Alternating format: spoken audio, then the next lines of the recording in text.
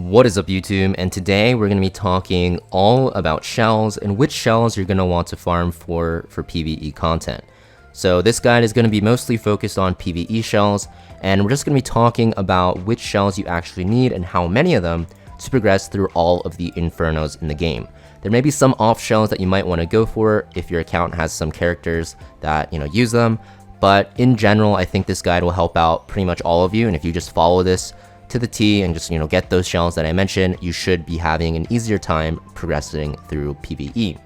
So basically we're talking about only Niconana, Sharon, Shadowflame Hoyan, and Rengokutsu, the 4 shell bosses that have Inferno. And even though I will mention some Inferno shells with like Fury Edge and like Swift Raid, for the most part, if you just have the setup for the other matrices, the normal matrices, you should be okay as well, because a lot of the content you're going to see doesn't really require too much damage or speed. As long as you have like a good shell setup, you should be able to clear it all very easily without worrying too much about the last matrix. Also, another note is if you get any shells with Bloodbath, whether it be for example an Artisan, whether it be for Gigabyte, whether it be for Supernova or like Jackal Guard and stuff like that, or Codex, which you might see later on in the video, just keep them. You're going to want to keep them for PvP.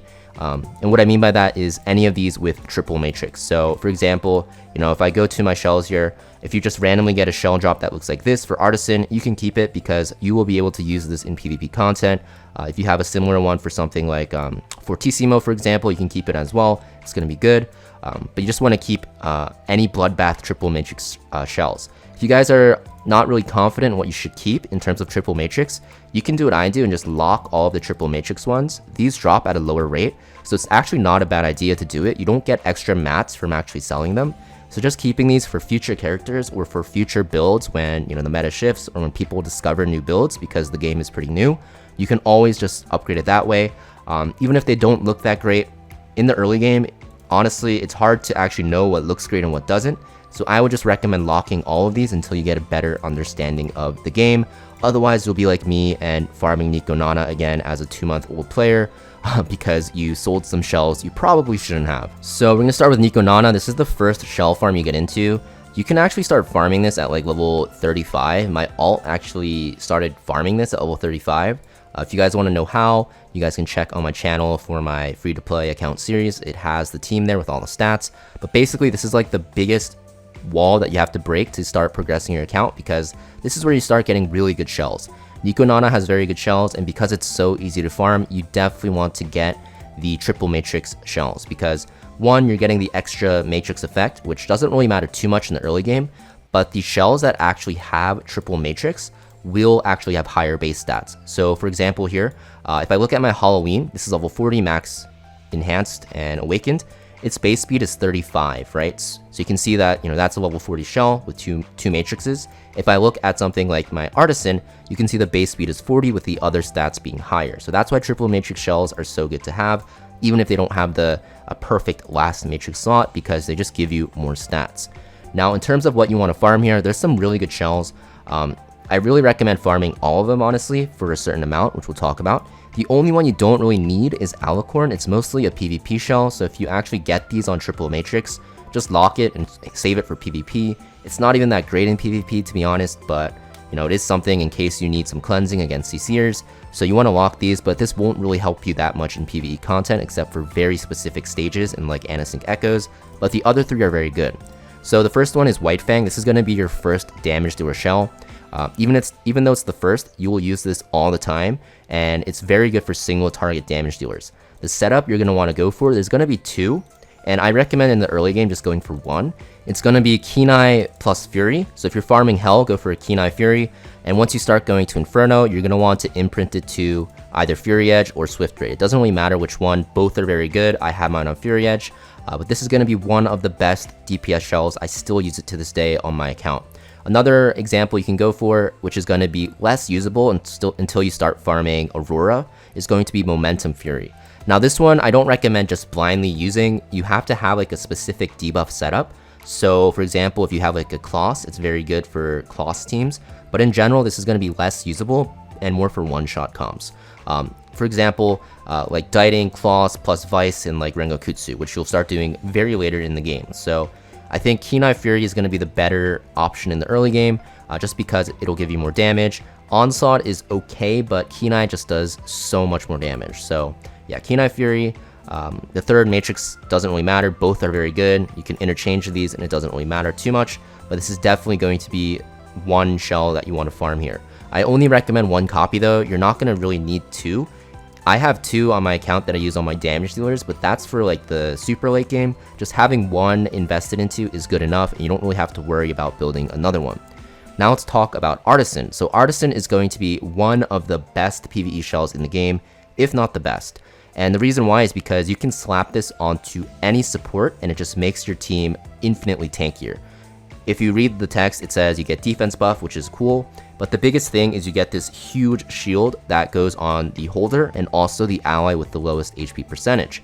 That is usually going to be your damage dealer most of the time, and they're always at the risk of dying because you're on full damage setup. So this will make them infinitely tankier. If you have multiple, these don't stack. But if you actually make your team speed tuned so that your fastest unit has one and your slowest unit has one, you'll find that you're not going to really see them stacking too often. So this is going to be one that you want to farm at least 2 to 3 copies for. 3 is going to be for like Terramaton, where you're cheesing it with just a ton of shields. And for the Matrix setup, you're going to want it on Swift Rush and Time Weave. This setup is going to be the best in the game for PvE. The last Matrix literally doesn't matter because this setup, you can only run them together if you just drop this 6 Matrix effect altogether. Because Swift Rush is 12 and Time Weave is 12, you can't actually run anything else after. You'll have to run this on 3 from the shell, 3 from the shell, and then 3, 3, 3, 3, 3, 3 from your modules, and you'll be able to reach 12 and 12. This is going to be by far the best PvE shell for supports. You want to farm ASAP at least 2, I'd say, on Swift Rush Time Weave. This will make your runs so much easier everywhere because even if your healer is slow, even if you don't have a lot of damage, having Artisan makes you so much time with the shielding that you definitely want to make sure you abuse this shell right away. Now in terms of Gigabyte, so Gigabyte I think baits a lot of people because they see turn meter push and it looks very good. This is very good in like stages with a lot of enemies, but that's only really going to be for like Doki Doki for the most part in some shell stages. Even though it's good, the extra turn meter push isn't going to be nearly as good as the Artisan shield, but I still recommend getting at least 1, probably. Yeah, I think 1 or 2 is okay, but 1 is probably all you need for PvE content. And you're going to just want it on the same setup with Swift Rush and Time Weave because like I said, it's just the best PvE setup in the game. You can use this on something like Acacia the Reverie in Doki Doki and it's very, very good, and run your other supports on Artisan because she needs to cycle faster to CC the ads and make you take less damage and do more damage. So you'll mostly put this on characters that really need to cycle their cooldowns very, very quickly, while other ones that don't really matter too much, you're going to put them on the Artisan setup to shield your team. So for Niconana, 1 White Fang on Kenai Fury is good, 2 to 3 Artisans on Swift Rush Time Weave, and then like 1 Gigabyte on Swift Rush Time Weave will be good for your account. So Niconana is going to have like the big bulk of these shells that you want for PvE. Let's actually go into the second boss now, Sharon. So Sharon is actually a boss where you don't really need anything, to be honest. There's some like okay shells, for example, like Halloween is very good to reduce cooldowns on things with a passive on their S2, so it guarantees their S3 gets reduced. Golden Lion's like pretty good on like Fangus DPS, and like Dark Moon is okay on like Kloss, but definitely not required. You don't really need these shells, they're more of a luxury, and spending your time in Sharon won't really benefit your account as much as other areas. So I don't really recommend Sharon until you get to like super late game and you want a very specific shell for a specific team. However, Supernova is one you are going to want to farm for because it is so good on Ling Luo, especially in Aurora, which is a threshold that you will need to farm a lot to get into PvP. Basically, you don't need the best Supernova in the world. You're gonna see my Supernova is super troll. Even though it looks good for PvP, you're not gonna be able to use it because there's no bloodbath. But basically, the way you want to actually farm this shell is you only need Swift Rush or Cure.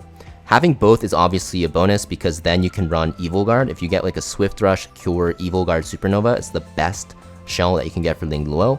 But early on, you can get away with either Swift Rush or Cure, and you don't have to waste any more time farming for like the perfect shell because that could take a lot of energy and a lot of time, and you can be better off just farming something else.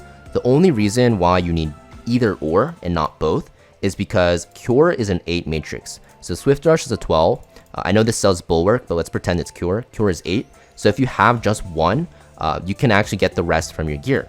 For example, let's use this shell as an example. Because it's only Swift Rushes on it instead of Cure, I just run 3 Swift Rush pieces, which puts me at 12. And then I can run 3 Cure pieces, which will put me at 9 or 8, right? So for that reason, you only need either or. Later on, if you want to farm for the perfect one, it's really up to you, but I still don't recommend it. For this setup, I literally run her on Swift Rush and Cure for Aurora, and it's fine. So I don't even utilize the Evil Guard at all because Cure is just better in terms of the healing effect. So you only really need a Supernova from this. If you do get any Bloodbath, I know I said this earlier, but I want to really reiterate, if you do get any Bloodbath Supernovas, for example this one, this is going to be like the best in slot for some healers in the game, such as Fushu, for PvP content, so you want to make sure you hold on to it. I'm going to reiterate again and probably like 1 or 2 more times during this video because I really don't want you guys to, sell these and then realize later on that you need it and then waste like 10,000 stamina farming it again. If you get any Bloodbath triple matrix shells, hold onto them for PvP. It's better to just hold onto it and not even need it than sell it and then need it later, because if you go back for it, you're gonna have to spend so much time trying to get that perfect setup. So yeah, that's it for Sharon. Just get 1 Supernova on Swift Rush and Cure, or Cure, and you're fine. And everything else you can just skip. Even though there's some people that might say, oh, Halloween is so good on Kazuya the Reverie. Yes, it's pretty good. You don't need it to farm Inferno. You can run Artisan and it's still fine. You can run Gigabyte, it's still fine. It's honestly a preference, to be honest, and I don't really think it's needed. And because Sharon doesn't have that many good shells, you don't want to stay in it for too long. Whereas if you were farming Niconana for Artisan, there's 3 shells that are good instead of just like 1, maybe 2. Next, let's talk about Shadowflame Hoyan. So Shadowflame Hoyan has 2 good shells for PvE. The 2 that aren't good for PvE are going to be like Law of Silence and Amber. These you don't really need to worry about early on. If you get like triple matrix ones, you definitely hold on to them. Amber, for example, is very good on Tiamat. If you have it on like Bloodbath plus Bramble plus X, either or, it's going to be very good. So you can hold on to every single Bloodbath Amber that you get. Law of Silence is also going to be very good if you have it with like anything, honestly, with like Kenai, because you can run it on, I think it's Lilium right now. If you have Lilium or you plan to pull for her, her best setup right now is going to be like something like this on Law of Silence. You can see it's kind of weird, but it works out. So, okay, that's enough yapping. Let's actually talk about the good shells that you want. So even though they're good, they're not going to be required, and it's mostly going to be whether or not you have specific characters. So for Jackal Guard, for example, honestly, this is mostly a PvP shell, but you can still use it in PvE. For example, I have a setup on Swift Rush Time Weave because it's very good, and you're going to see that I use this sometimes in PvE content. So having one of this setup is okay, but you're not going to really need it, so it's really up to you if you want to farm it. If you do get one, you definitely hold on to it, but it's not the main reason why you want to farm this boss. It's going to be for this shell only, pretty much, for PvE content. Revelation, which is also very good in PvP. And the only reason why you want to farm this is if you're using a character such as Yeli, Giada, or Rosa. Either of those 3 are very good PvE characters. If you're using any of them, you are definitely going to want to farm Revelation. And the reason is, if we look at my Yeli here, she's also on Revelation, is because of the fact that if I go to the shell again, you'll see that you'll do 12% damage of the target's health per hit that you do. So it doesn't actually say per hit specifically, but it is per hit. So for Yeli, it's very good because you hit 3 times on your S3, and then you can hit like 5-6 times total with her passive. So you proc it every single hit, which is why it's very good. It's going to be the same thing for Rosa and Giada, but basically if you're using those characters or plan to use them, you will want 1 Revelation for PvE. You don't need any more, to be honest. You will want more for PvP if you want to cleave, but for PvE, all you need is 1 good Revelation and you'll be good to go. For this setup, you're actually going to want Onslaught, and the reason why is because Revelation scales with your attack. So the best Revelation setup is going to be Onslaught and Fury. This is going to be the best setup. Onslaught Battle Will is still okay, honestly. It's still very, very good. And if you're running debuff teams, you can run Momentum Fury or Momentum Battle Will. But for general purpose, Onslaught Fury and Onslaught Battle will be your best bet. However, if you're using something like a Blue Rin or Messiah that doesn't have a lot of hits, but still wants this Revelation Shell for Doki Doki farming only, pretty much only for Doki Doki, then you can go for Kenai Fury, pretty much it, right? That's all you can really go for on them. But aside from that, I think like a big mistake a lot of people make is going for these Fury Edge and Swift Raid specifically for one. It doesn't matter which one you have, both work fine, don't really worry about it too much. It's a very small damage increase for a lot of energy that you're wasting, so don't worry about it like pretty much at all. So that's pretty much it for Shadowflame Hoyan. Similar to Sharon, it's gonna be pretty much like not optional I'd say, but there's not a lot of good shells or many shells that you need for PvE content, so you don't really have to worry about it too much. Now let's talk about Rengokutsu. So Rengokutsu actually has 4 powerful shells. They're all good. And that might sound great, but it's also locked behind the fact that it's a very hard boss. And the thing is, all of these shells are going to be very, very good, but only one is really good for PvE. And that one is going to be Fortissimo. So Codex and Lighthouse, these are mostly for PvP. Codex is very good in one-shot comps. So if you're in the late game and already farming everything, you will want codexes on Swift Rush at the very least, like Swift Rush plus, you know, Swift Smite and Swift Raid, which I actually have, I think, 2 of. I think I only have 1 actually, so yeah, I have like 1 here and then 1 here, which I can just, you know, run 12 Swift Rush from gear and then 1 Swift Smite piece.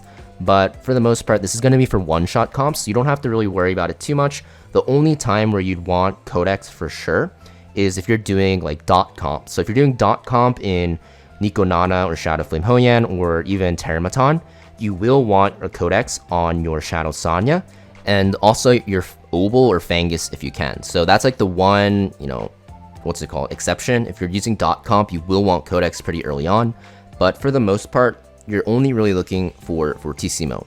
Lighthouse is a PvP shell for anti-cleave and just bruiser teams. You don't have to worry about it too much for PvE content. If you get any Bloodbath Lighthouses, you definitely want to save it. Same with Codex. If you get any Bloodbath plus, you know, Bulwark, I think this double combo here, it's very, very good. But Fortissimo is the only one you're going to want to go for, and you only need like 1, maybe 2. And the only one that you really need is going to be Swift Rush plus Wellspring or Swift Rush plus Bloodbath. Either or are fine, and you're gonna want it for this boss. Funnily enough, when you're farming Hell Rengokutsu for your codexes or whatever, you're gonna definitely want to get Swift Rush plus Wellspring or Swift Rush plus Bloodbath 3/3 Fortissimo, because this will make going into Inferno a lot easier. Because if you actually look at the recent clears, pretty much most of the Sanyas that you see, which makes this boss super free, are going to be on the setup. And you're going to see that pretty much every single one that I'm going through is going to be on the exact same setup with Swift Rush and Bloodbath, or Swift Rush and, what's it called? Wellspring. And it's going to make your runs the most consistent. Some are on different builds, but if you're getting into farming this, it's going to be definitely the best setup that you can go for. So you only need 1 of these, and it's mostly going to be for Sanya. You will also use it on Ling Luo if you use her in Rengokutsu here as well. So you just need 1 specifically to farm this boss on Inferno. And if you're wondering, oh, it's only for Rengokutsu, no, you can also use it in Union Boss. You can use it in Anasync Echoes. Mostly for content where you need big burst healing, this is going to be extremely good. Not really good in PvP, but for PvE, it's an amazing shell. Count is a shell that you can kind of ignore completely.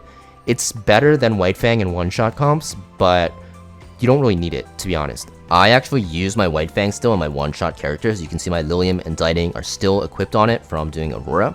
And the codexes, the counts that I have, I'm not really using at all. The only time you need count is going to be for Doki Doki Inferno if you're using Romoka. Even like Hell 3 and Hell 4 you want it.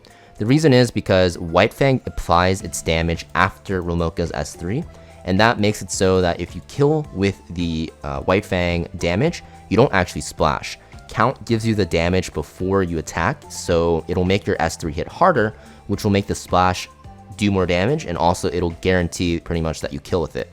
So outside of Romoka for Doki Doki, you don't really need count at all, but if you want a slight upgrade for your team's one-shotting, when you're doing like Diting or Lilium one-shots, then you can come back into Rengokutsu and farm one, but for the most part, it's not going to be really something that you're target farming unless you have Romoka. It's something that you're just getting drops of, and then you're replacing your White Fangs with in one-shot comps if you get lucky and get a good one. So yeah, that's pretty much it for Rengokutsu. So yeah, that's pretty much it actually for this guide, now that I think about it. Basically, just to summarize, Niconana is going to be by far the best, and even though it's like the first shell boss, people kind of write it off after they get good enough gear to do other shell bosses. But this is the one you're going to want to spend a lot of time in because it gives you the best shells for PvE that will help you get into Inferno farming. 1 White Fang, 2 to 3 Artisans, 1 Gigabyte is all you really need. From Sharon, just to summarize, Supernova, either on Cure or Swift Rush, is going to be pretty much required for Ling Luo in Aurora. Shadowflame Hoyan, it's mostly only for Revelation characters that you have, like Yeli, Rosa, or Giada. And then Jackal Guard is a bonus, but not required by any means. And then Rengokutsu is going to be pretty much for Fortissimo, so you can start farming this on Inferno. And Codex for dot team and for one-shot teams as well. And also, like I said, if you get any Bloodbath triple matrices, just save them. You never know which are good. And if you want to just be safe, just save every single triple matrix that drops for Inferno, because you never know what character would like to use it. Maybe there's characters released in the future, and you don't want to get screwed over and have to farm this boss again for a specific, shell to drop, because that can take literally forever and you're at the mercy of RNG. But I know I kind of like breezed through this guide. I wanted to make it as concise as possible, which is why I was talking kind of fast. But hopefully this helps you guys out, and hopefully it helps you break through the wall to start farming PvE. And I'll see you guys next video. Peace.